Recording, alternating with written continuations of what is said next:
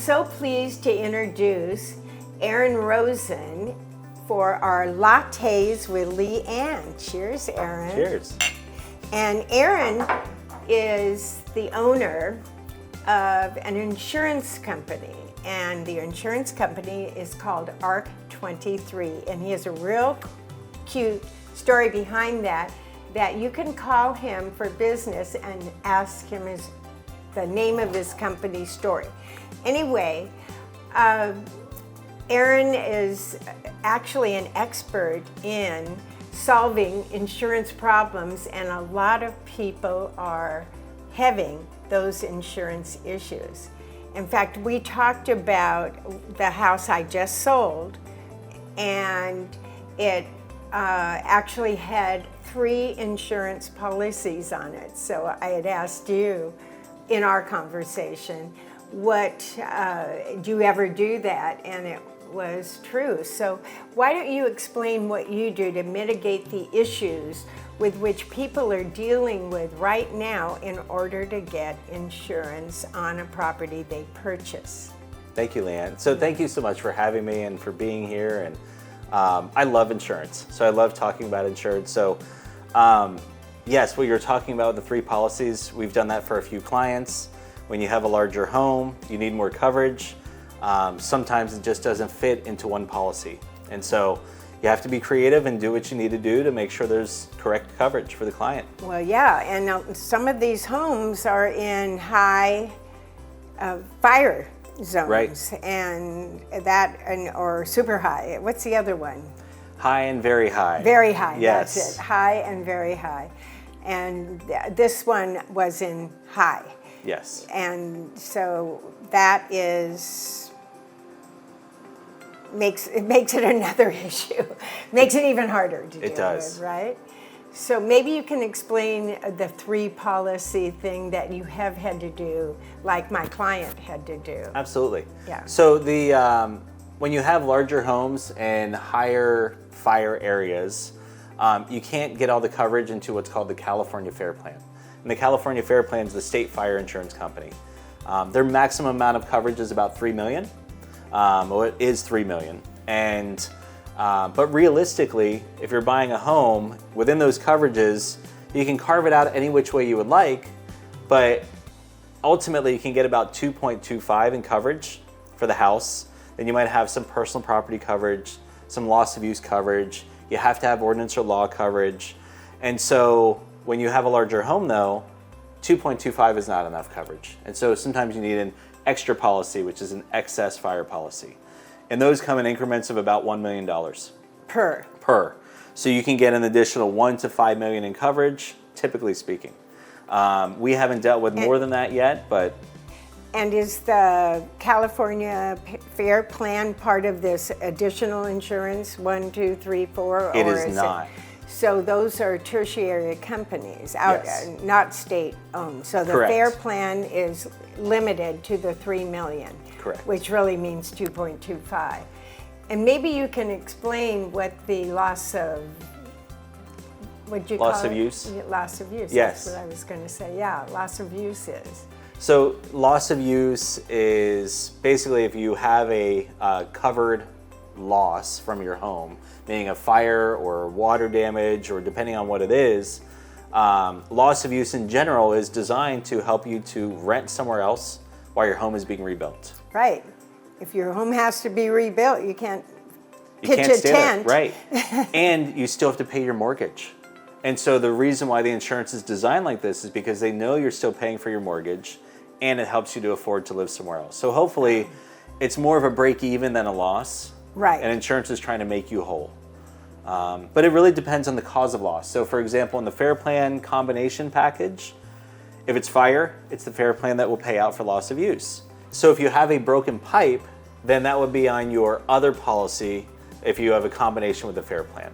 And that's where that coverage would kick in. So loss of use for different. Fair Plan only covers fire?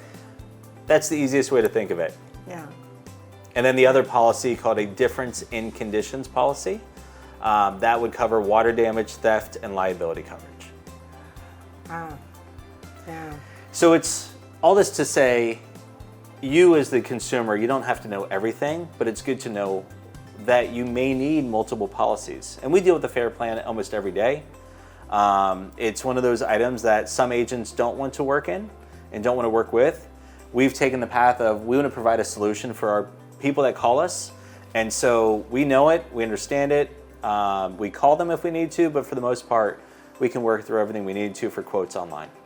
Yeah, well, that's really important. And yeah, if you have to use California FAIR plan, you have to use it.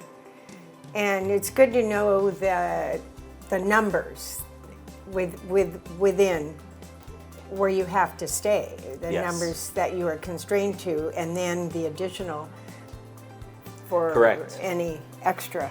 And that's a harder conversation that we have sometimes with clients of, okay, you're buying a 4,000 square foot house. Right. We can squeeze it kind of, you probably should have more coverage. And we have that conversation of what do you want to do? Yeah. Because we know the cost to rebuild is going to be more, and we just want to make sure that the client is comfortable with what they're getting. So we try to just be very educational, and so that they're aware. You have to educate. We do. We have to educate in real estate too. It's just what you have to do. Well, that's what we're doing right now. Right. Exactly. Education is very, very important. Being informative. Yes. And you have to be knowledgeable in order to be informative. So on our show, we've had a couple of people talking about fire hardening so that the damage from some catastrophic event could be far less. Yes. I don't know if you remember that Laguna fire, it was probably 20 years ago, or maybe more, that took down pretty much all of Mystic Hills. Mm-hmm. But there was one brand new build in Mystic Hills. It was on, I think it was on, well, I'll think of the name of the street. Anyway, Acapulco. And the whole street was devastated, except for this one brand new house. And the house was fire hardened, okay? So they had ice plant all around the house, like 5,000 little fire hydrants, right?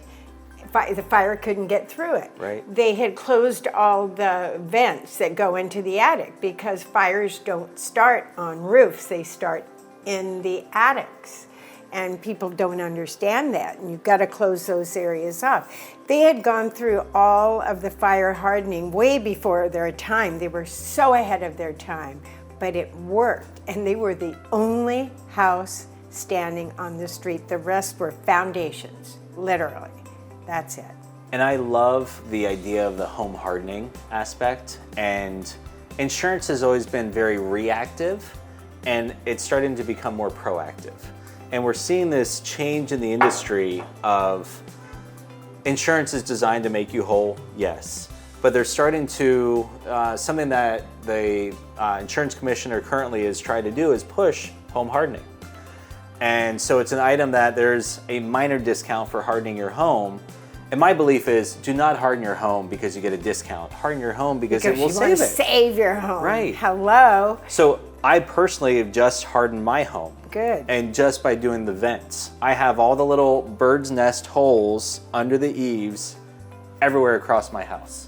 Yeah. My house is built in 1972. That's the design. But what I did is I have the new wire mesh inserts. The vents in the end are a different design, so embers cannot get in. Cannot gain access. That's where your roof fires start. You're exactly in the right. Attic, yeah, the embers get in through those air vents and burn from the inside out. Did you put on those little 1,000 fire hydrants out front? Have you gone? Not yet. Yeah, so that's a good idea, really. We haven't pulled everything from our 0 zone or 5 foot zone. 5 foot zone. We have not done that yet. And put in that ice plant is fabulous, and it blooms. It's really actually beautiful. Oh yes. Problem is the bees, but that's okay. Yeah, the bees are very healthy for everything. If it weren't for bees, we wouldn't have fruit. Right. Yeah, or food. So when I've looked at a lot of the homes that burned in LA, the homes that survived had already been hardened. They had the new vents. They had the fire-resistant vents. And so not all of them had the 0 zone or the 5 foot zone completed on the bushes and everything, but they had at least taking care of the vents so that the embers could not get in the attic. In the attic, yeah. Yeah, and you're absolutely right. And that's what happened in the Laguna Niguel, Laguna Beach fire up just a there couple years ago. Yeah, I had a listing up there. Yeah, 10,000 feet, Yep. ashes. Yeah. And that is what happened in that one, where there were homes 2 streets down that they burned because the embers went right up and into the Right attic. up the hill, right. Yeah, and that's coming from the ocean. Yep. Gets sucked up the hill. Fires are typically not down below, but they're up on the ridge lines. And probably because of the wind, I'm guessing. I don't know. I think they burn faster going uphill.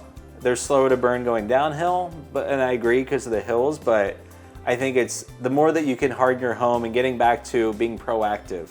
Right. The fires in LA, I think that it was a moment that is really unfortunate for a lot of people. And for everybody, we've had a lot of clients lose homes. And it's hard to talk to those clients. And it's devastating. It is. And I feel awful for all of them for what they have gone through and are still going through. They're slow at being able to even consider rebuilding, right? I know. It's we hard. thought we were going to get a lot of business from up there. All we got was renters. But because they're going to rebuild?